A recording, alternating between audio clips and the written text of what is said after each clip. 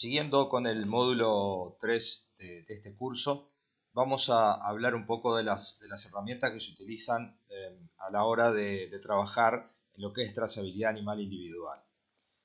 La primera herramienta importante en el sistema de trazabilidad son los identificadores, que en el caso de Uruguay se eligió la doble identificación con una caravana o arete visual y una caravana o arete electrónico. La caravana y el arete tienen color salmón, que es el color asignado para el país, y como ven a la derecha, el arete electrónico es simplemente un rollito de cobre, de cables de cobre, con un firmware, con un pequeño software que lo activa, y cuando este es pasivo, entonces cuando el lector lanza la señal, activa a este chip y este chip le envía al lector la cadena de caracteres que identifica a cada animal. Por esto es que el precio es un bajo precio el de estos aretes electrónicos en relación a los que pueden ser los bolos interluminales, ya que el chip es pasivo y solamente si se activa por un lector que le envía energía, ahí recién se manda la señal de nuevo a ese lector. La cadena de caracteres está conformada por un grupo de características alfanuméricas que empiezan con una letra. En el caso de ser animales es una A. Después viene el código de país, que es 858 en el caso de Uruguay. Cada país tiene determinado un código que es internacional. Y después el segundo 0 es el código de la especie, que en el caso de los bovinos es 0, en equinos es 1 y en ovinos es 6. Después del código de país viene 12 cifras que hasta ahora en Uruguay se han utilizado 9 para la identificación de cada uno de los animales, y es un número que no puede repetirse en todo el territorio nacional. Después tenemos también el equipo de identificación. Acá me detengo un poco a explicar que debemos considerar la identificación, o sea, la colocación de las caravanas o de los aretes, no como un trabajo más de campo, sino como un trabajo muy delicado, que hay que tener mucho cuidado para que coloquemos estas caravanas o aretes de la mejor forma posible para evitar las futuras pérdidas de los mismos, porque la trazabilidad comienza con la colocación, o sea, la colocación es básica para que después tengamos una trazabilidad que perdure en el tiempo. Entonces, siempre recomiendo que tengan una cajita de herramientas donde tengan todo el equipo de identificación, cosa de que cuando van a hacer el trabajo no les falta ninguno de los implementos. Entonces, en esta caja, bueno, y además tenemos que tener, generalmente recomiendo estas tablas portapapeles de plástico impermeables, ya que muchas veces el escritorio en el campo es un medio tronco húmedo o un tanque de esos viejos también mojados, y entonces así evitamos que se nos mojen los papeles. Utilizamos una de las copias del formulario de uno, o podemos utilizar una fotocopia del mismo, o la hoja de campo en el caso de la identificación electrónica. Utilizamos lápiz y goma, cosa de que si tenemos que corregir lo hacemos de una forma prolija y no nos quedan tachaduras ni enmiendas que quedan o pueden quedar borroneadas, y esto puede provocar algún problema cuando lleguemos a registrar los animales en el sistema. Después, las pinzas de colocar las caravanas. Esto va a depender un poco de la cantidad de animales que tengamos para identificar. Yo recomiendo siempre que por lo menos se tengan dos pinzas para utilizar una con el chip electrónico y la otra con la caravana visual. Hay una marca de pinzas que tiene un suplemento de plástico para que quede bien colocada la caravana visual. Pero este suplemento hay que sacárselo, hay que quitarlo cuando vamos a colocar el chip, porque si no queda demasiado ajustado y muchas veces puede quedar mal colocado o puede torcerse la aguja de la pinza. Después, una libretita, eso siempre es importante tenerlo para anotar cualquier cosa que suceda, o si por ejemplo tenemos que eliminar una caravana porque quedó mal puesta, o justo en el lote que vienen algunos animales adultos que hay que reidentificar, o sea, sacarle la caravana porque perdió el chip y colocarle nueva. Entonces ahí se pueden anotar todas estas condiciones. Después, el destornillador, hay una de las marcas de pinzas que la aguja se aprieta con una tuerca y que tiene forma para destornillador. Entonces, cuando se afloja, generalmente lo que hacemos en el campo es usar el cuchillo para apretarla. Pero no cuesta nada tener un pequeño destornillador para mantener ajustada la aguja de la pinza. Después, cuando ponemos una caravana mal o tenemos que sacar una caravana para una reidentificación, comúnmente lo que se hace o se tira de la caravana fuertemente para arrancarla de la oreja, o se corta con cuchillo. En ambos casos, lo que podemos hacer es que se raje la oreja, entonces nos queda menos superficie útil para trabajar y para colocar un nuevo identificador, o podemos llegar a lastimarnos nosotros mismos. Entonces, cualquier alicate que sirva para cortar el plástico de la caravana es importante tenerlo, que tampoco es muy caro de obtenerlo, y es importante para evitar posibles problemas con la colocación de las caravanas.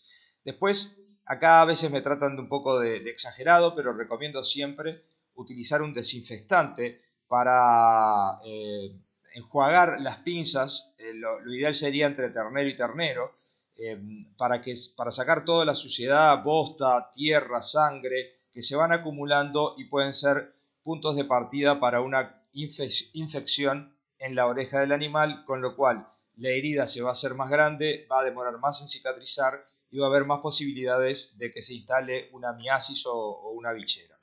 Después, también recomiendo utilizar un curabichera, un antimiásico en crema, en pomada, que se le coloca en la punta del machito de la caravana, y de esta forma por lo menos queda embadurnada la zona de aplicación de la caravana, y si bien no es que evite la bichera, pero por lo menos va a disminuir mucho la posibilidad de la misma. Después, como verán ahí más abajo, recomiendo siempre que el curabichera lo coloquen en algún tipo de bandejita plana, chata, para evitar ensuciarse mucho las manos con el curabichera, ya que es bastante aceitoso. Esto es también cualquier bandejita, pueden servir hasta las bandejitas en que viene comida al paso, cualquier cosa que sea sencilla para trabajar con el curabichera. Después, un balde con agua, porque muchas veces se nos cae la pinza al suelo y se llena de barro, de bosta, pero en forma abundante, y eso es todo contaminación para la oreja. Entonces, antes de ponerlo en el desinfectante no cuesta nada, y sumergir las pinzas y lavarlas bien en agua, en un agua limpia. Y después también prever de tener un lugar, un recipiente donde eliminar las cajas y donde vienen los plásticos, donde vienen las caravanas, porque muchas veces cuando estamos trabajando en el tubo se tiene la falta de costumbre de desechar todo lo que pueda quedar como contaminante en el suelo. Fíjense que plástico es importante porque tiene una vida muy larga de contaminación del medio ambiente. Entonces, con este equipo de identificación, yo creo que podemos hacer un trabajo muy prolijo. Después tenemos los lectores de caravanas, que aquí tenemos varios modelos que dependen, lo que más varía son las prestaciones, porque más o menos en precios están bastante similar, a no ser algunos que lo único que hacen es leer la caravana y guardarlos en archivos. Esos son los que están un poco más económicos y son bastante resistentes al golpe, al agua, a la humedad, al polvo. Y después tenemos una serie de lectores que, además de leer la caravana, pueden agregarle alguna información a esa caravana para después volcarlo a la computadora, o le podemos cargar al lector información histórica de ese animal, y en el momento que lo leemos nos va a informar lo que nosotros tengamos cargado en el mismo. También están a la izquierda los lectores fijos que se ponen o en la balanza o en la salida del tubo. Leen todos los animales que pasan sobre ese lector. Es muy bueno para leer en forma rápida, pero tiene el problema que no avisa cuando un animal no tiene chip. Entonces tenemos que estar muy atentos para que no se nos pase ningún animal sin chip y que quede sin leer. Después, también podemos considerar una herramienta de trazabilidad, porque lo utilizamos mucho, son las balanzas que se conectan vía cable o vía Bluetooth al lector, y de esta forma podemos obtener información muy importante para cada animal que estamos trabajando en el caso de, ya sea en el caso de ganado de leche o en ganado de carne. Después, evidentemente que ya tenemos que empezar a utilizar ya sea computadoras, tablets, celulares, porque el desarrollo informático va tan rápido que es inevitable utilizar estos sistemas con software especializados en trazabilidad animal que nos permitan mejorar aún más todo lo que registramos mediante los lectores de trazabilidad. Otra de las herramientas es la página del SNCC, que es donde vamos a trabajar. A la izquierda ven que se puede ingresar como usuario, productor u operador con su contraseña. Y bueno, tiene una serie de informaciones esta página que la pueden encontrar en www.snig.gv.ui.